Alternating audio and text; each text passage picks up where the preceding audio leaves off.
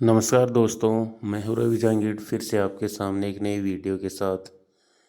देखिए दोस्तों, आज मैं आपके सामने सिंधु घाटी सभ्यता या हड़प्पा सभ्यता जिसे कहते हैं, उसके महत्वपूर्ण प्रश्न लेकर आया हूं, जो कि आगे आने वाली रीट पात्रता परीक्षा और सभी परीक्षाओं के लिए आपके लिए रामबाण साबित होने वाले हैं।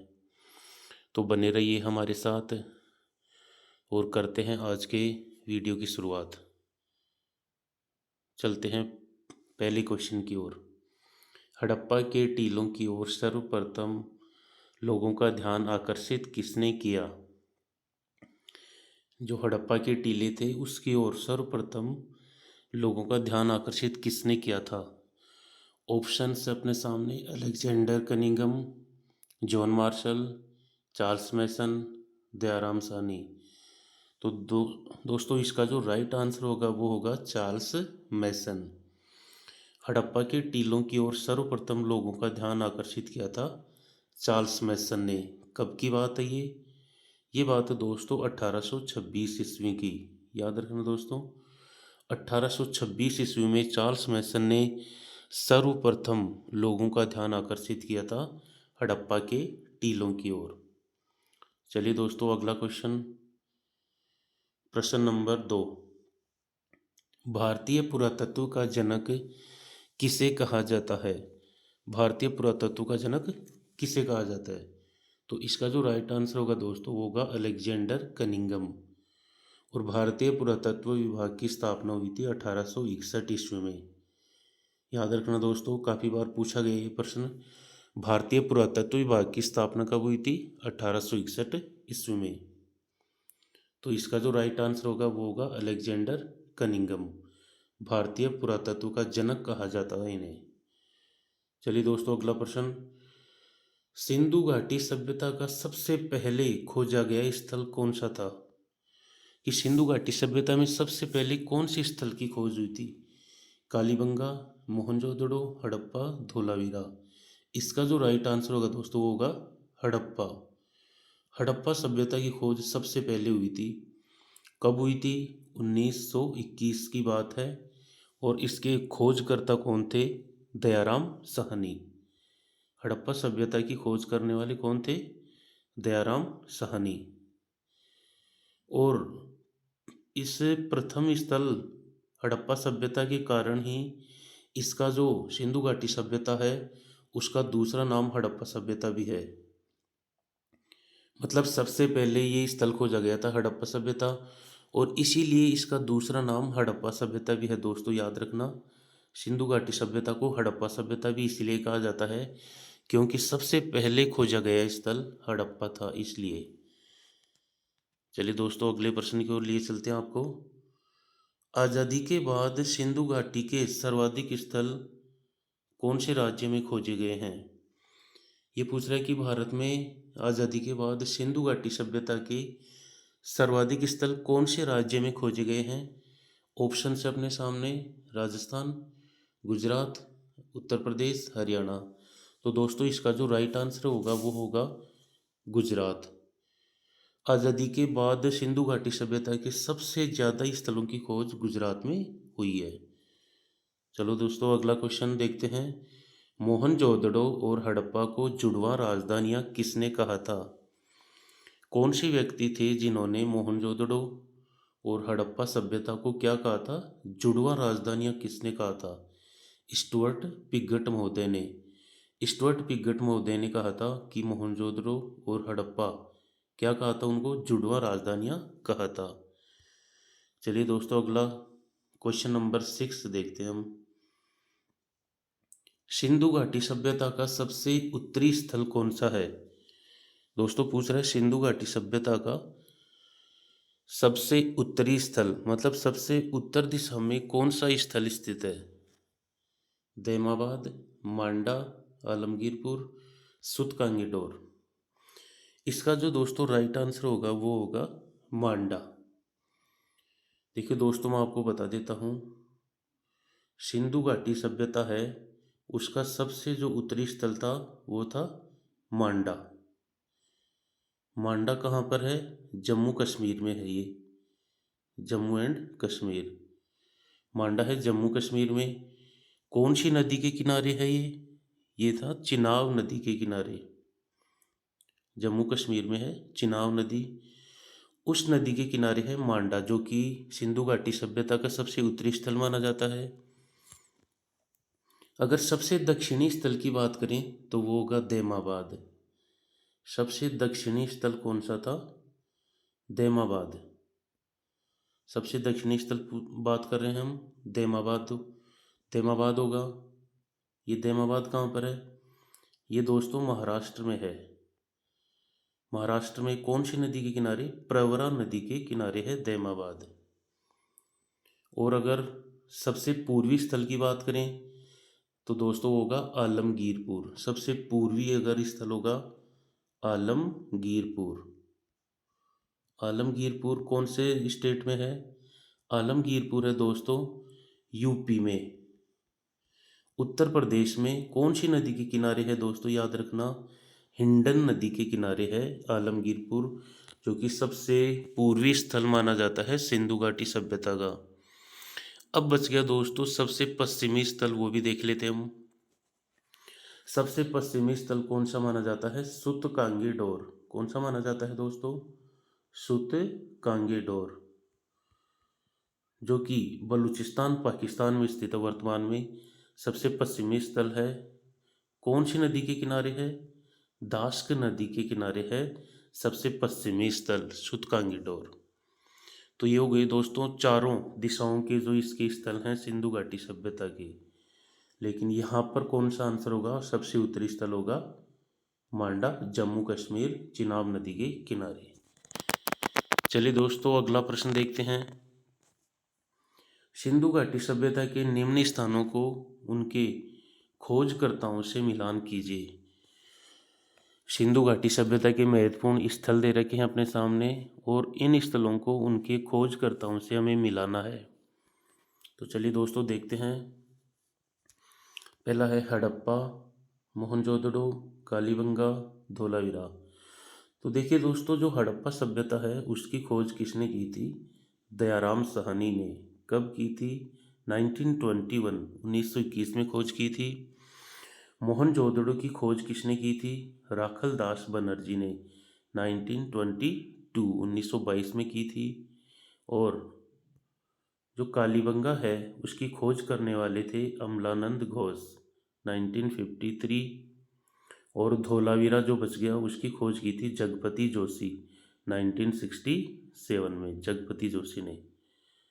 दोस्तों इसका जो चार ऑप्शंस देख लिए हमने। हड़प्पा का खोजकर्ता कौन था? दयाराम साहनी। मोहनजोदड़ो का राखलदास बनर्जी। कालीबंगा का अमलानंद घोष। धोलावीरा का जगपति जोशी। याद रखना दोस्तों, काफ़ी महत्वपूर्ण प्रश्न है। चलिए दोस्तों अगला प्रश्न देखते हैं। सिंधु घाटी सभ्यता में सर्वाधिक मोहरें कौन से स्थल से प्राप्त हुई हैं? सर्वाधिक मोहरें कौन से स्थल से प्राप्त हुई हैं? मोहनजोदड़ो से। सर्वाधिक मोहरें मोहनजोदड़ो से प्राप्त हुई है।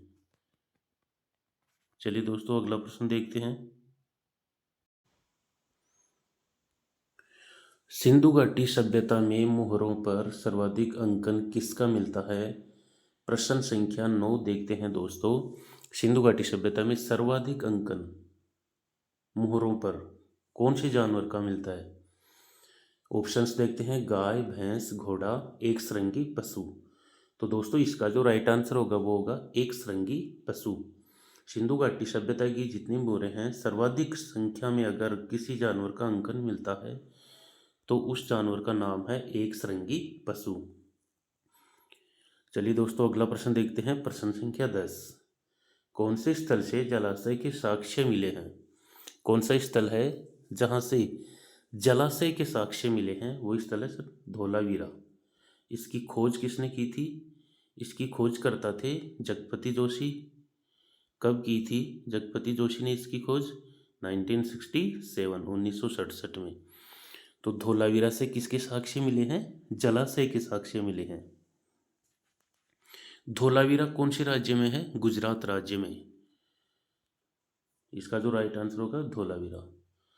चलिए दोस्तों अगला प्रश्न देखते हैं। सूती कपड़ों के साक्ष्य कहाँ से मिले हैं? सिंधु घाटी सभ्यता का ऐसा कौन सा स्थल है जहाँ से सूती कपड़ों के साक्ष्य मिले हैं? वो स्थल है मोहनजोदड़ो।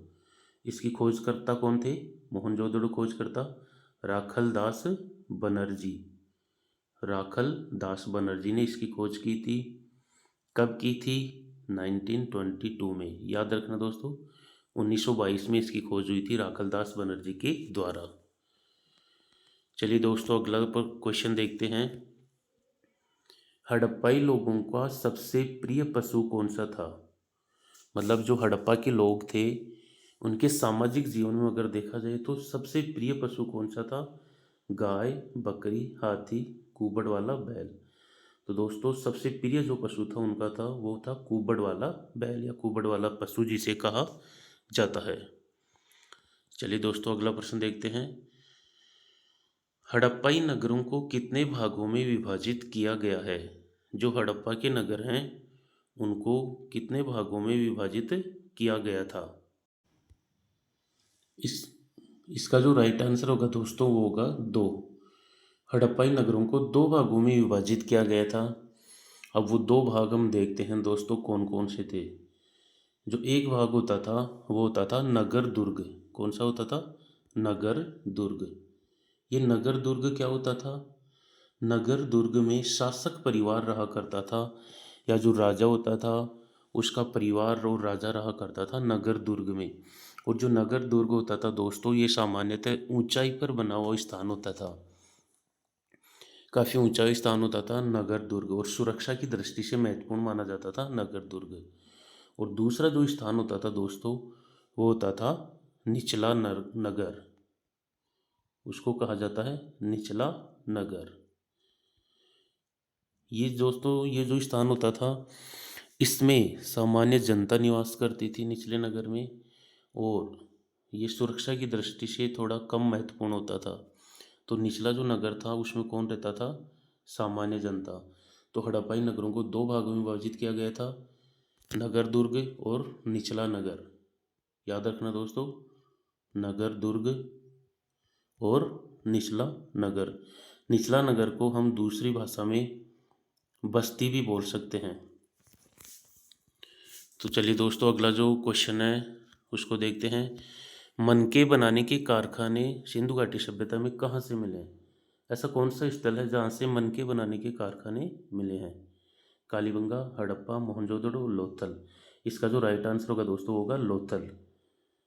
लोथल से और चनहुदड़ो से। याद रखना दोस्तों, दूसरा स्थल है चनहुदड़ो, वहाँ से भी मनके बनाने के कारखाने मिले हैं, लोथल और चनहुदड़ो से। इसका जो राइट आंसर होगा वो होगा लोथल।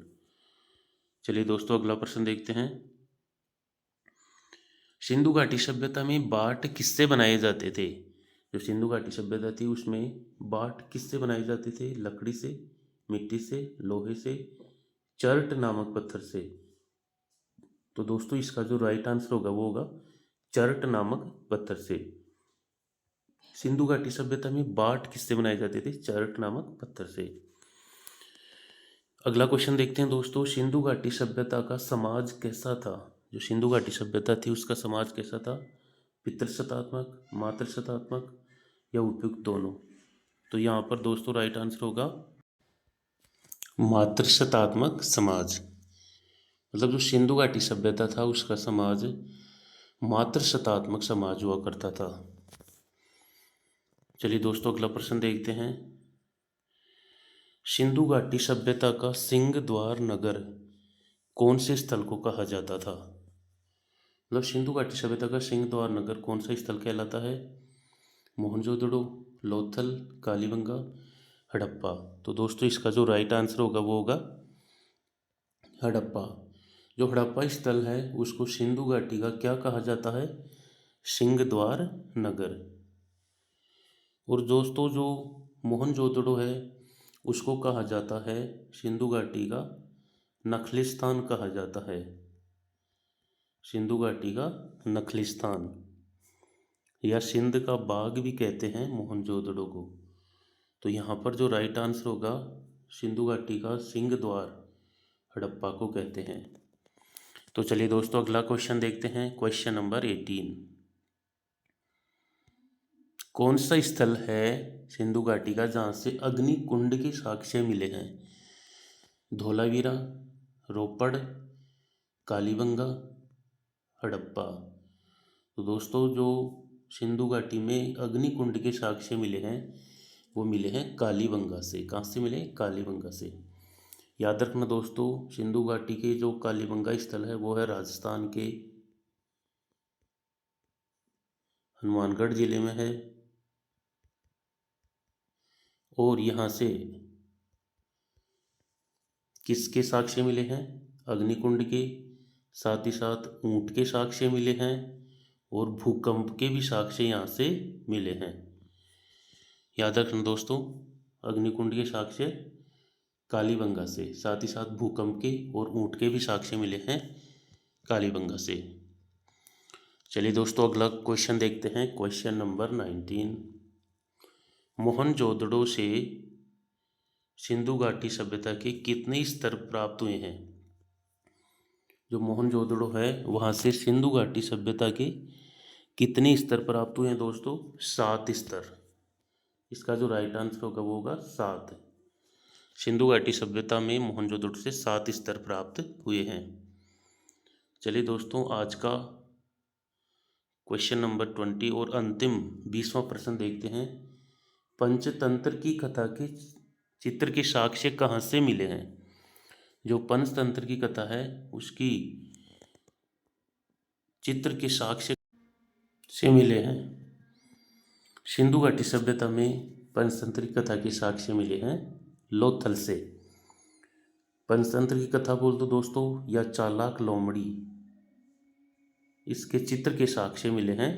कहाँ से मिले हैं? लोथल से। एक बार हम सभी ऑप्शंस की व्याख्या कर लेते हैं। देखिए दोस्तों, लोथल की खोज किसने की थी? SR राव ने। लोथल की खोजकर्ता कौन थे? SR राव। कब हुई थी? 1954, 1954-55 में इसकी खोज हुई थी। बनावली की खोज करने वाले कौन थे? रविंद्र सिंह बिष्ट। बनावली की खोज करने वाले थे रविंद्र सिंह बिष्ट ने इसकी खोज की थी 1973 में। धोलावीरा की खोज करने वाले कौन थे? जगपति जोशी, 1966-67 में। जगपति जोशी ने धोलावीरा की खोज की थी 1966-67 में। और अंतिम जो ऑप्शन है कालीबंगा, इसकी खोज करने वाले थे अमलानंद घोष। किसने खोज की थी? अमलानंद घोष ने। कब की थी? 1953 में। तो दोस्तों ये जो चारों ऑप्शन हैं इनका हम एक एक विशेष चीज़ हम देख लेते हैं। लोथल में किसके साक्ष्य मिले हैं? पंचतंत्र की कथा और चालाक लोमड़ी के साक्ष्य मिले हैं। साथ ही साथ यहाँ पर फारस की मुहर भी मिली है दोस्तों, याद रखना, फारस की मुहर के साक्ष्य मिले हैं। जो बनावली है उसको समृद्धों का शहर कहा जाता है। बनावली को क्या कहा जाता है? समृद्धों का शहर कहा जाता था। और यहाँ से वोश बेसिन के साक्ष्य मिले हैं बनावली से। किसके साक्ष्य मिले हैं? वोश बेसिन के साक्ष्य मिले हैं बनावली से। धोलावीरा से किसके साक्ष्य मिले हैं? धोलावीरा जो मानसर और मानहर नदियों के बीच स्थित था, ये 3 भागों में विभाजित था। याद रखना दोस्तों, इम्पोर्टेंट है। सिंधु घाटी सभ्यता का एकमात्र स्थल जो 3 भागों में विभाजित था वो था धोलावीरा। यहाँ से खेल स्टेडियम के साक्ष्य मिले हैं। और धोलावीरा एक बंदरगाह नगर था। यहाँ से सूचना पट के साक्ष्य भी मिले हैं दोस्तों, याद रखना, सूचना पट के साक्ष्य मिले हैं। और जो सूचना पट है उस पर 10 अक्षर अंकित हैं। कालीबंगा से भूकंप के साक्ष्य मिले हैं, ऊंट के साक्ष्य मिले हैं, और 7 अग्नि वेदिकाओं के साक्ष्य मिले हैं, अग्निकुंडों के साक्ष्य मिले हैं दोस्तों। तो दोस्तों ये जो क्वेश्चन थे 20 क्वेश्चंस वो सिंधु घाटी सभ्यता से महत्वपूर्ण थे।